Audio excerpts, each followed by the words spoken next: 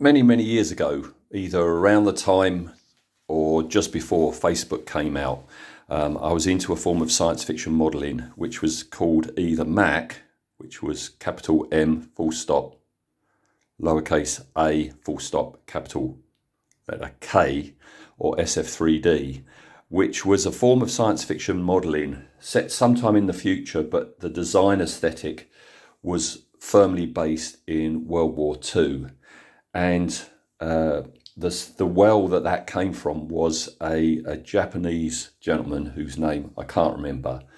He started doing scratch builds, and he very much based them on World War II, and he was taking a lot of existing readily available military World War II kits and converting them into 3D.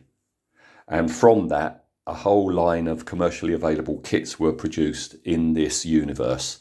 And yeah, I was deeply into it because they were fantastic looking designs, lovely kits to build, but also the option was there to go ahead and make your own. And it was always good looking at his models or other creators that came after him, where it was spot the kit part, etc., etc.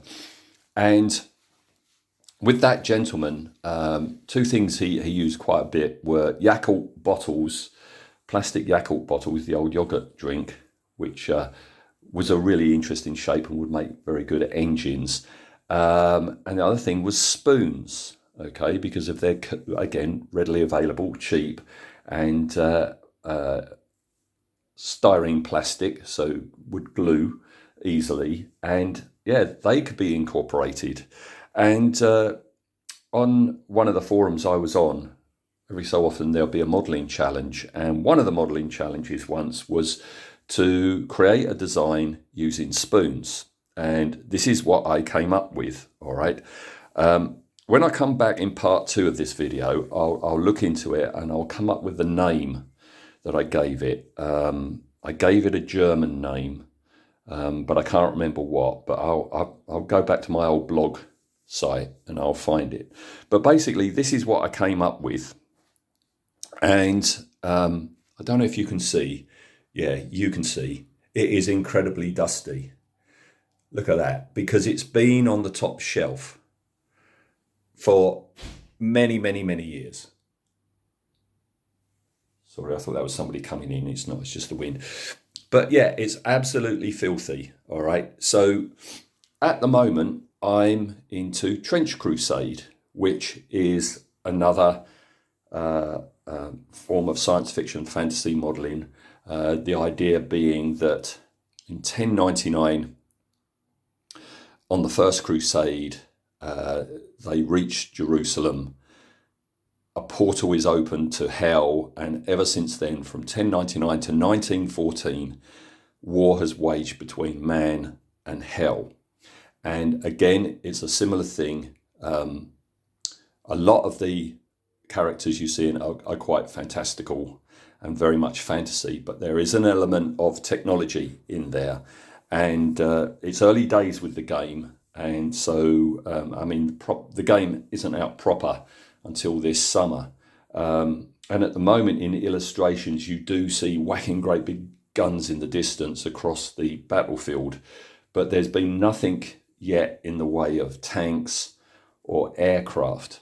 But I'm thinking I could rejig this, repurpose this model into something that would fit in there, because it is very much a World War design aesthetic. So that's what I thought I would do. I thought what I'll do is, this is most probably going to be a 3-part video. This is the initial one. In part 2, I'll show you how I went about making it. And in part 3, it will be how I make a base for it, because this was something that I built solely for that modeling challenge many, many years ago, all right, with no looking at what I was going to do with it afterwards. So I just shoved it on a top shelf, hence the state of it, all right. Also, hence the way, as you can see, it's a number of shapes, and it doesn't have legs. And all I've done, very crudely, and I'll wince at what I've done, but for all these years, I've just had it standing upright inside a plastic cup. So I think what I'm going to do is, first of all, give it a bloody good dust off. Look to see if I can refine anything and adapt anything. And then I've got to make a stand for it, because that's not ideal, is it? All right. So I'll come back with part 2 with it cleaned off, and I'll tell you about how I remember. I'll have to look at my blog.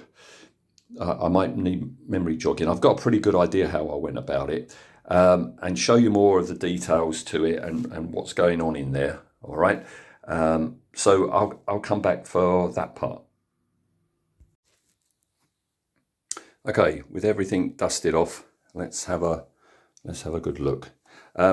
This top rounded shape is, I've forgotten the name of the brand, but there's a type of yogurt and breakfast cereal that comes in like 2 sections, and you take the foil off and you mix the oats into the yogurt, and it's a lovely rounded shape. So that's what I've used. All right, so top comes off, which is going to be easier to show you, the top bit. This, I didn't even know was in here. I'd noticed that there was a piece missing. I obviously found out, lost it at some point and just stuck it in there for the time being. So we'll come back to that. You can see in this part of the container that I've screwed it down into the lower half, and this is cord, because I've used it for, can you see in there? Can't really see, but it's like a power cord or a fuel cord going out to the engines. All right, and this is where it comes through. So I'll move that out of the way. The top half of the container, what I've done is what I do on an awful lot of my builds, and so sorry if I'm repeating myself, but this stuff, as you can see, this is clear, so you can see the inside. The blue and the black are vinyl self-adhesive stripes, coach line stripes, because what I found is this type of plastic doesn't accept regular glue, super glue, or anything. All right, but it does. The coach lines do accept super glue. So what I always do is I put a stripe down, like that one there, it's that one there, and then I can super glue things to it. All right. I'm quite impressed by how I've cut out that lid. It's quite circular. That, as you can see, plasticard strip just put across. I think that fan is from the Harrier Jump Jet 1/24 scale Airfix kit. Can't remember what the little thing in the middle is. It's definitely not part of that fan. This is, you might recognize from the Harrier Jump Jet. That hatch is a military, it's Tamiya, but I can't remember what. Ditto there, ditto there. All right. I quite like the patterning that I did. Again, this is following the old Mac color schemes. Yeah, and a couple of decals. So that's the top half. Now, lower half, again, you can't see it, but more of the coach lines and various kit pieces. And then, yeah, this lower section, this middle section, sorry, not lower. The middle section, I custom made. I can remember that. You can't really see it, but it's like a, excuse me, it's like an octagon. I made an 8-sided shape, that deep, and to that you can see I've attached the the ladles, and then just various military kit parts. This thing, which is tilting down, is from a more modern tank kit. As you can see, I've just painted those lenses a clear blue just to make them stand out. Yeah, various kit pieces from here and there. There we go. You might spot some. And round here is, yeah, this is the missing bit. So I've got to glue that back on. Got an engine bell there. This is the way it moves forwards. Yeah, that's like the underside of, I think it's the Pink Panther Jeep there. So yeah, I'm just adding kit pieces here and there, just making a jumble of them. And I've gone my customary rusty route paint-wise. I was quite pleased with the bottom. You most probably can see what it is. It's a plastic tumbler. Is on the bottom, is the bottom section, and again, I can't remember what kit part that is or parts. So yeah, that's it all done. I am going to do a bit of tweaking here and there to the paint, just refine it in places. Like there's bare metal there. I could be doing a bit more. Since I made this, I've found more paint products, so I can just refine what I started all those years ago. All right. Oh, look at those little radar dishes there and the eyes there. I can't remember, and I haven't gone back to my blog spot to find out what I did call this originally, but I'll do that when I come back in part 3. So yeah, I might add a few more little kit pieces, but I'm definitely going to be doing a bit more to the colour scheme. All right. And also what I'll do when I come back, I'll have this done. This is an old MDF board that I just had knocking around. So I've just drilled a hole for a clear rod because it's going to go up and into the underside. All right. So yeah, stick that on, whatever that came from. Give the paint a bit of a tweak, and I will return. Okay, that's him finished. I went back on my old modelling blog and I couldn't find any mention of the name that I came up with for it, but I did find out that I actually made this back in 2008. So this has been on the shelf for 17 years, hence the dust. So yeah, to finish off, it's a piece of MDF for the base. All I've done there is put my scatter material on it and sprayed it black and dry brushed it in grey to keep it quite nondescript. Now it's a Trench Crusade device.